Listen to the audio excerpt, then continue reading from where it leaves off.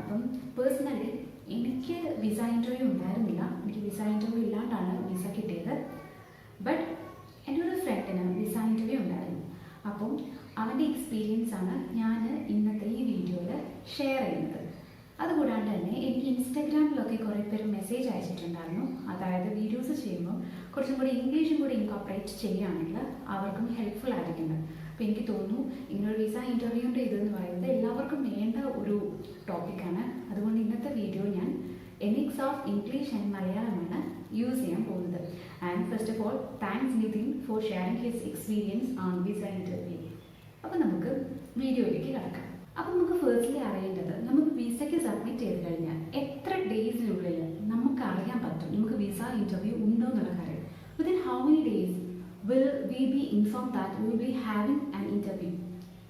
Upon in the case of Nitin, he submitted his visa application on December 4th and he was informed that he will be having an interview on December 18th.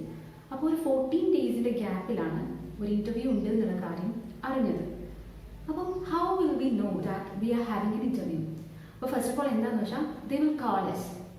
ഒരു 24 hours time നമുക്ക് പ്രിപ്പറേഷന് വേണ്ടി തരും. ഒരു 24 hours ബാക്കിൽ നമുക്കൊരു call വരും, you will be having an interview എന്ന് പറഞ്ഞത്. അതുപോലെ തന്നെ we will be receiving an email too, ഒരു ഇമെയിലും കിട്ടും. And in that email they will be specified that what is the reason that they are calling you for an interview. And it may be that in the case of my friend it was that as of the course or as of the form 70 you need to take an interview. അപ്പോൾ നമുക്ക് എന്ത് ചെയ്യാൻ പറ്റുമെന്ന് പറഞ്ഞിട്ടുണ്ടെങ്കിൽ ഈ course 70 അല്ലെങ്കിൽ 7E എന്ന് പറയുന്നത് എന്താണെന്ന് UKVIൻ്റെ വെബ്സൈറ്റിൽ നോക്കിയാൽ നമുക്കൊരു ഐഡിയ കിട്ടും. അപ്പോൾ we will having an idea of what is the course, V will be having N interview and we can prepare soon.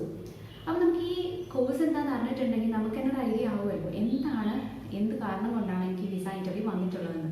അപ്പോൾ നമുക്ക് അതിൻ്റെ ക്ലാരിഫിക്കേഷൻസ് ഒക്കെ നമുക്ക് പ്രിപ്പയർ ചെയ്ത് വെച്ചിട്ട് നമുക്ക് ഇരിക്കാൻ പറ്റുന്നതാണ്. And next, as I said, after the 14th day he was called for an interview. The next day morning he attended his interview. And ഇനി നമുക്ക് നോക്കേണ്ടത് എന്താണെന്ന് പറഞ്ഞിട്ടുണ്ടെങ്കിൽ നമ്മൾ പ്രിലിമിനറി ആയിട്ട് എന്തൊക്കെ ചെയ്യണം വിസ ഇൻ്റർവ്യൂക്ക് വേണ്ടിയിട്ടുള്ളതെന്നാണ്. First of all you should take care that the interviewer will be ask you to turn your laptop in 360 degrees in order to make sure that there is no one with you, there is no sticky notes or any paper bits in your table, and he will ask you to show the whole room, and you should wear formals from top to bottom because he can see you from top to bottom while we are turning this laptop. അപ്പം ഞാൻ പറഞ്ഞത് എന്താ വെച്ചിട്ടുണ്ടെങ്കിൽ നമ്മൾ സാധാരണ ഒരു Skype interview അല്ലെങ്കിൽ interview ഒക്കെ വരുമ്പം നമ്മൾ വിചാരിക്കും നമ്മുടെ ഇത്രയല്ലേ കാണുന്നുള്ളൂ എന്ന് വിചാരിക്കും. എന്നിട്ട് നമ്മളിപ്പം അടിയിലേക്ക് ചിലപ്പോൾ നമ്മൾ ഇട്ടുകൊണ്ടിരുന്ന പൈജാമയോ എന്തെങ്കിലുമൊക്കെ ആയിരിക്കും ഇട്ടിട്ടുണ്ടാവുക. ബട്ട് ഇതിൻ്റെ കേസിലെന്ന് പറയുമ്പോൾ 360 ഡിഗ്രി ടേൺ ചെയ്ത് കാണിക്കാൻ പറയും. ഈവൻ കട്ടിലിൻ്റെ അടി വരെ കാണിക്കാൻ പറയുന്നുണ്ടെന്നാണ് പറഞ്ഞത്.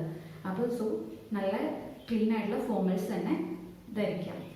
And the next thing is this interview is conducted in Microsoft team software. And we will be informed to download Microsoft Teams, and at the correct specified time the interviewer will call you. അപ്പോൾ correct ടൈമിൽ തന്നെ interviewer നിങ്ങളെ വിളിക്കും. ഇപ്പോൾ 10:30 time പറഞ്ഞെങ്കിൽ Microsoft teams install ചെയ്ത് തരിക, 10:30 ടൈമിൽ വിളിക്കുന്നതായിരിക്കും. And the next thing you need to show is your passport, and he will be asking your date of birth, your full name, etc. എല്ലാ ഇൻ്റർവ്യൂ പോലെ തന്നെ നമ്മുടെ പാസ്പോർട്ടും ഡേറ്റ് ഓഫ് ബർത്തും കാര്യങ്ങളും ഒക്കെ ചോദിക്കും. And the next thing is how long is this interview. ഈ interview എത്ര നീളുണ്ടാവുമെന്ന് വെച്ചാൽ it was about 1.5 hours for my friend. But don't be scared because whatever you say, whatever question he asks and whatever you say, the interviewer will be typing this and he needs time. So this interview will be a bit long. അപ്പോൾ നിങ്ങൾ tension അടിക്കേണ്ട. കാരണം നിങ്ങൾക്കിപ്പോൾ അധികം English അറിയാത്ത ആളാണ് എന്നൊക്കെ നമ്മളിപ്പോൾ ബാക്കി ഇൻ്റർവ്യൂവിലൊക്കെ നമ്മൾ വിചാരിക്കും നമുക്ക് എന്താണ് നമ്മൾ ഫാസ്റ്റായിട്ട് പറയണോ, നമ്മളിങ്ങനെ ഇടയിൽ എന്താ പറയുക ഗ്യാപ്പ് വന്നാൽ പ്രോബ്ലം ഉണ്ടാവുമോ എന്നൊക്കെ. ബട്ട് ഈ ഇൻ്റർവ്യൂവിൻ്റെ കേസിൽ എനിക്ക് തോന്നുന്നു മറ്റ് ഇൻ്റർവ്യൂവിനെക്കാളും ഈ ഇൻ്റർവ്യൂ സിംപിളറാണ്. കാരണം നമ്മൾ പറയുന്ന ഒരു സെൻറ്റൻസ് അത് ഈ ഇൻ്റർവ്യൂവിന് ടൈപ്പ് ചെയ്യണം. അപ്പോൾ അത്രയും ഒരു ടൈം നമുക്ക് കിട്ടുന്നില്ല. നമുക്ക് അതിൽ തന്നെ എന്താ പറയുക ജസ്റ്റ് ബിറ്റായിട്ട് നമ്മൾ ക്വസ്റ്റ്യൻസിന് ആൻസേഴ്സ് പറഞ്ഞു കൊടുത്താൽ മതി. And moreover, one more thing that is that we cannot see the interviewer.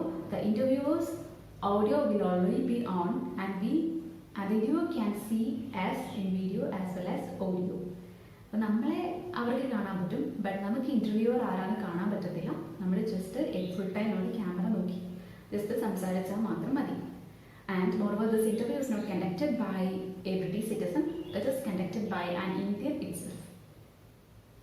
Interview conduct ചെയ്യുന്ന നമ്മുടെ ബ്രിട്ടീഷ് സിറ്റിസൺസ് ഒന്നുമല്ല, ഇന്ത്യൻസ് തന്നെയാണ് ഇന്റർവ്യൂ കണ്ടക്ട് ചെയ്യുന്നത്. Okay, then next we can see what were the questions asked during the interview. ഇന്റർവ്യൂവിന് എന്തൊക്കെ questions ആയിരുന്നു ചോദിച്ചതെന്ന് നമുക്ക് നോക്കാം. In the case of him, the first question asked was why this course. അപ്പോൾ ഈ വൈ ദിസ് കോഴ്സ് എന്ന് ചോദിക്കുമ്പോൾ നിങ്ങൾ കറക്റ്റായിട്ടുള്ള ആൻസർ കൊടുക്കുക. എന്തിനാണ് നിങ്ങൾ ഈ കോഴ്സ് ചൂസ് ചെയ്തത് എന്നുള്ളതിൻ്റെ കറക്റ്റ് ആൻസേഴ്സ് തന്നെ കൊടുക്കുക. അവർക്കത് ടൈപ്പ് ചെയ്യേണ്ടതാണ്. അപ്പോൾ സോ കറക്റ്റ് ആൻസേഴ്സ് തന്നെ കൊടുക്കാൻ നോക്കുക. പിന്നെ which course, why this course. പിന്നെ mostly they will be asking the same questions as a credibility interview. In most universities they are conducting credibility interview, and in case of some universities they are not. But in case if you have done credibility interview, you will be having an idea of what all the questions they may be asking.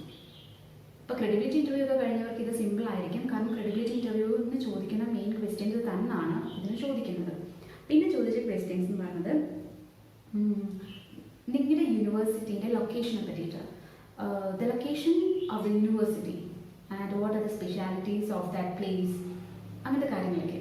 അപ്പോൾ നിങ്ങൾ ലൊക്കേഷനൊക്കെ ഓർത്ത് വെക്കുക. പിന്നെ അതുപോലെ തന്നെ എന്തൊക്കെയാണ് അവിടുത്തെ main കാര്യങ്ങൾ. ഇപ്പം ചില സ്ഥലങ്ങൾ ചില കാര്യങ്ങൾക്ക് ഫേമസ് ആയിരിക്കാം, അതിനെപ്പറ്റിയൊക്കെ. അതായത് നിങ്ങൾക്കൊരു ഓൾറൗണ്ട് ഐഡിയ ഉണ്ട് about your university, about your location and about UK. അതായത് you have chosen this course, chosen this country and chosen this university after a lot of research എന്ന് അവർക്ക് തോന്നണം. That's A thing. പിന്നെ എന്തെന്ന് പറഞ്ഞിട്ടുണ്ടെങ്കിൽ then an interesting question they asked was that what will you do after your 1-year course.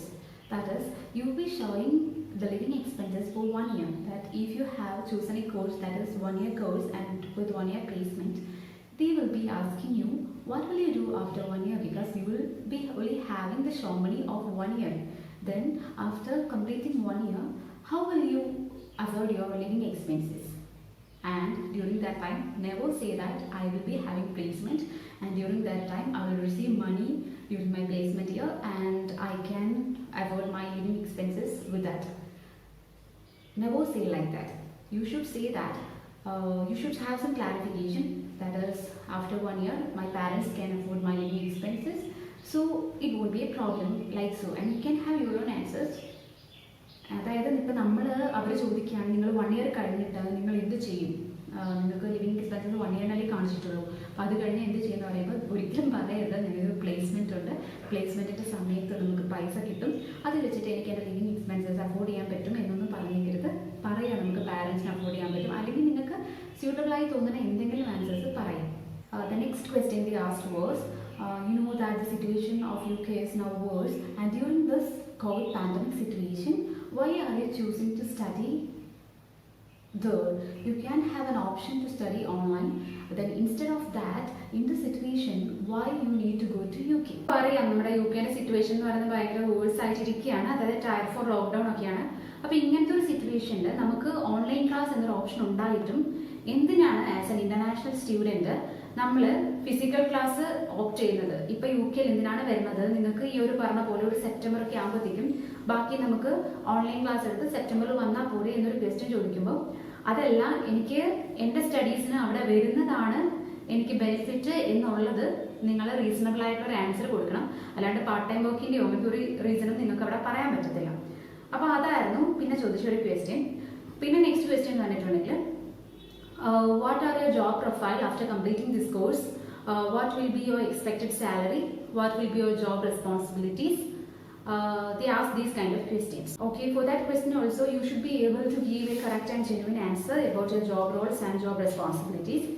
And if you are a person who have work experience, You should be able to give a correct explanation for your job responsibilities, what were your job roles, and they may be asking so many questions about that. And also you should be able to provide them with the company's mail ID, company's contact address, or even contact number. അതായത് നമ്മളിപ്പം ഈ ഒരു course പഠിച്ചതിന് ശേഷമുള്ള നമ്മുടെ job Rolls എന്തൊക്കെയായിരിക്കാം, job responsibilities എന്തൊക്കെയായിരിക്കാം, നമ്മുടെ expected salary എത്രയായിരിക്കാം, ഇതിനെപ്പറ്റിയൊക്കെ ഒരു idea ഉണ്ടാവണം. അതൊക്കെ അവർ ചോദിക്കുന്നുണ്ടാവും. അതുപോലെ തന്നെ നമ്മൾക്ക് ഓൾറെഡി പ്രീവിയസ് ആയിട്ടുള്ള വർക്ക് എക്സ്പീരിയൻസ് ഉണ്ടെങ്കിൽ ആ വർക്ക് എക്സ്പീരിയൻസ് എവിടെയാണ്, ഏത് കമ്പനിയിലാണ്, എന്തൊക്കെയായിരുന്നു നമ്മുടെ ജോബ് റോൾസ്, നമ്മുടെ സാലറി എത്രയായിരുന്നു, പിന്നെ നമ്മുടെ കമ്പനിയുടെ കോൺടാക്ട് അഡ്രസ്സ്, കോൺടാക്ട് മെയില്, പിന്നെ കോൺടാക്ട് നമ്പർ, ഇത്രയും കാര്യങ്ങളൊക്കെ ജസ്റ്റ് ഒന്ന് നോട്ട് ചെയ്ത് വെച്ചോളൂ. And moreover that they will be asking the name of your senior, what was his job profile, in order to make sure that you are a person who worked there and it is genuine. So നമ്മുടെ കമ്പനിയിൽ ഏതൊരു സീനിയറിൻ്റെ ഒക്കെ പേര് ചോദിച്ചാൽ നമ്മൾ എന്താ പറയുക, തപ്പലില്ലാണ്ട് പറയാൻ പറ്റണം. അതൊക്കെയാണ് നമ്മുടെ പ്രീവിയസ് വർക്ക് എക്സ്പീരിയൻസിനെ പറ്റി ചോദിക്കുന്നത്. Okay, then the next question they asked was about the accommodation. Where are you going to stay in UK? And you should give a proper answer for that. You can say you are choosing student accommodation, that is university provided accommodation, or if you have any other accommodations, you can tell that also. അപ്പോൾ നമ്മൾ എന്താ വെച്ചാൽ അക്കോമഡേഷൻ്റെ കാര്യം ചോദിക്കും, നമ്മൾ correct ആയിട്ടൊരു genuine answer പറയുക. University accommodation പറയുമായിരിക്കും നല്ലത്. നമ്മൾ യൂണിവേഴ്സിറ്റി അക്കോമഡേഷൻ ആണ് എന്നൊക്കെ പറയാം. And they may ask about the location of the university accommodation as well, or the location of the place you are going to stay. Then the next question they asked was about the travel. How will you travel as an international student from India to UK? So I think most of you will be already knowing about its answer, and you should be able to give some information regarding the mile distance between, and also how you will travel from your destination, that is from the airport to your accommodation as well. You should give a clear-cut idea about that also. അപ്പോൾ അക്കോമഡേഷനൊക്കെ ചോദിച്ചിട്ടുണ്ടെങ്കിൽ നമ്മൾ almost എല്ലാ ഡീറ്റെയിൽസും കവറാക്കാൻ നോക്കുക. അതായത് ചോദിച്ചു എന്ന് വരില്ല, എന്നാലും നിങ്ങൾ നോക്കി വെക്കുക. അതായത് നമ്മുടെ എയർപോർട്ടിൽ നിന്ന് നിങ്ങളുടെ അക്കോമഡേഷൻ ദൂരത്തിലേക്ക് എത്ര ദൂരമുണ്ട്, അല്ലെങ്കിൽ യൂണിവേഴ്സിറ്റിയിലേക്ക് എത്ര ദൂരമുണ്ട്, നമ്മൾ എങ്ങനെയാണ് ട്രാവൽ ചെയ്യാൻ പോകുന്നത്, ഇപ്പോൾ ക്യാബ് എടുക്കുകയാണെങ്കിൽ ക്യാബിൻ്റെ ഫെയർ എത്രയാണ്, ഇങ്ങനത്തെയുള്ള കാര്യങ്ങളൊക്കെ എല്ലാ മൈന്യൂട്ട് ഡീറ്റെയിൽസും നിങ്ങൾ അറിഞ്ഞു വെക്കുന്നത് നല്ലതായിരിക്കും. In the case of each and every person, the reason why they called you for an interview will be different. And in the case of this guy and my friend, and the reason was that he had done an MCom in India, and he was applying for a master's in supply chain management. And while looking onto the mark list and also the different courses he had studied, it were both same, and they need to get a clarification for why he is choosing this course, which is almost similar to the course he had already studied. അപ്പോൾ അതായത് ഇപ്പോൾ നമ്മൾ എടുക്കുന്ന previous course ആ കോഴ്സുമായിട്ട് related ആയിട്ടുള്ള അതേപോലെ ഒരു ലെവലിലുള്ള ഒരു കോഴ്സാണ് നമ്മൾ അവിടെ ചെന്ന് എടുക്കുന്നതെങ്കിൽ, അതായത് ഇപ്പം ഈ കേസ് പറയുകയാണെങ്കിൽ MCom എടുത്ത ഒരാളുടെ കുറേയൊക്കെ എന്താ പറയുക സിലബസും കാര്യങ്ങളും മോഡ്യൂൾസും ഒക്കെ സിമിലർ ആയിരുന്നു. അപ്പം എന്തിനാണ് അപ്പോൾ അതേപോലത്തെ തന്നെ ഒരു കോഴ്സ് അവിടെ പോയി എടുക്കണത് എന്നതായിരുന്നു അവനോട് ചോദിച്ച ക്വസ്റ്റ്യൻ എന്ന് പറയുന്നത്. അപ്പം അതിനൊരു റീസണബിൾ ആയിട്ടുള്ള ആൻസർ കിട്ടണം. Okay, in the case of my friend, he said that the only module that he didn't study in India was that of sustainable management, and he focused on that, and he answered that it would be very beneficial for him to study that module, and he hadn't studied that module in India. So you better prepare with several answers to make them sure that you are a genuine student, and the reason why you choose this course or this master's is for your study purpose only. So as a conclusion, I can say that visa interview is not a scary interview at all, because you will get enough time for preparation. That means since they are writing or typing whatever you are saying, you will get enough time to think about the question. And I already said that the visa interview was for a duration of 1.5 hours, but the time they needed was to type this thing what we are saying. So one more thing you need to take in mind is that try to minimize the words such as etc. Because they will be typing that too. And complete transcript. This video interview is not the one they send to embassy. What they send to the embassy is the transcript that they have typed. So whatever you say, make clear that it's genuine, it's correct, because this transcript will be sent to the embassy, and after the embassy go through this transcript, they will be deciding upon your visa approval. അപ്പോൾ നമ്മൾ visa interview അത്രയ്ക്ക് പേടിക്കേണ്ട ആവശ്യമൊന്നുമില്ല. കാരണം ബാക്കി ഇന്റർവ്യൂവിനെ വെച്ച് നോക്കുമ്പം ബാക്കി ഇന്റർവ്യൂസിൽ നമുക്കൊരു ടെൻഷൻ ഉണ്ടാവും. കാരണം നമ്മൾ അപ് ടു ദ പോയിന്റ് അപ്പോൾ തന്നെ ഇങ്ങനെ ആൻസേഴ്സ് പറഞ്ഞുകൊണ്ടിരിക്കണം. പക്ഷേ ഇവിടെ എന്ന് വെച്ചിട്ടുണ്ടെങ്കിൽ അവരൊരു ക്വസ്റ്റ്യൻ ചോദിച്ചു കഴിഞ്ഞിട്ട് നമ്മൾ പറയുന്ന ആൻസർ അവർക്ക് ടൈപ്പ് ചെയ്യാൻ എടുക്കുന്ന ഒരു സമയമുണ്ട്. അപ്പോൾ നമുക്ക് അത്രയും ടൈം അവരെ ടൈപ്പ് ചെയ്യുന്ന ടൈമിൽ നമുക്ക് ചിന്തിക്കാനുള്ളൊരു സമയം കിട്ടുന്നുണ്ടെന്നാണ് ഇന്റർവ്യൂ കഴിഞ്ഞവർ പറഞ്ഞത്. അപ്പോൾ സോ നിങ്ങൾ വറിയൊന്നും ആവണ്ട, നിങ്ങൾക്ക് ഇഷ്ടംപോലെ ടൈം കിട്ടും. അതുകൊണ്ട് തന്നെയാണ് ഈ ഒരു 1.5 മണിക്കൂർ ടൈം അവിടെ എടുക്കുന്നത്. നിങ്ങൾ നിങ്ങളുടെ കറക്റ്റ് ആൻസേഴ്സ് ഒക്കെ പറയാൻ നോക്കുക. ഇപ്പം നമ്മൾ ഈ പറഞ്ഞ ആൻസേഴ്സ് ആണ് അവർ ട്രാൻസ്ക്രിപ്റ്റ്സ് ആയിട്ട് അയക്കണത്. അല്ലാണ്ട് നമ്മുടെ വീഡിയോ ഇന്റർവ്യൂ ഒന്നും അവർ റെക്കോർഡഡ് ആയുള്ളത് അയക്കണില്ല. ഈ ട്രാൻസ്ക്രിപ്റ്റ്സ് ആണ് അയക്കുന്നത്. ഈ ട്രാൻസ്ക്രിപ്റ്റിന്റെ ബേസിസിലാണ് നമുക്ക് വിസ തരണോ വേണ്ടയോ എന്നുള്ള അപ്രൂവൽ വരുന്നത്. അപ്പോൾ അത് നന്നായി ചെയ്താൽ മതി. വിസ ഇന്റർവ്യൂ അത്രയ്ക്ക് സ്കെയർ ആയിട്ടുള്ള കാര്യമൊന്നും അല്ല. You may have A doubt is that within how many days we will be informed that our visa is approved or rejected.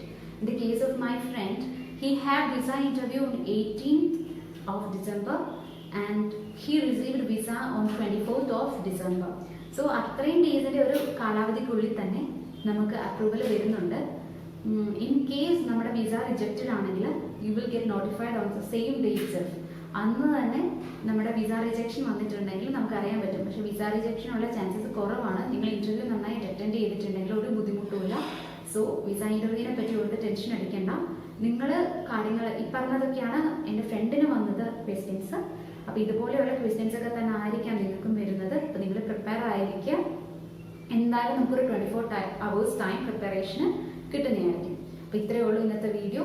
ഇനിയിപ്പോൾ അടുത്ത വീഡിയോയിൽ വേറെ എന്തെങ്കിലും ഇൻഫോർമേറ്റീവ് ആയിട്ടുള്ള കാര്യങ്ങളുമായിട്ട് വരുന്നത് വരെ ടേക്ക് കെയർ, ബൈ ബൈ. അതുപോലെ നിങ്ങൾക്ക് ഈ വീഡിയോ ഇഷ്ടപ്പെട്ടെങ്കിൽ ലൈക്ക് ചെയ്യുക, സബ്സ്ക്രൈബ് ചെയ്യുക. ഈ വീഡിയോ വേറെ ആർക്കെങ്കിലും ഉപകാരപ്രദമാവുമെന്ന് തോന്നുന്നുണ്ടെങ്കിൽ ഷെയർ ചെയ്യുക. Thank you, by.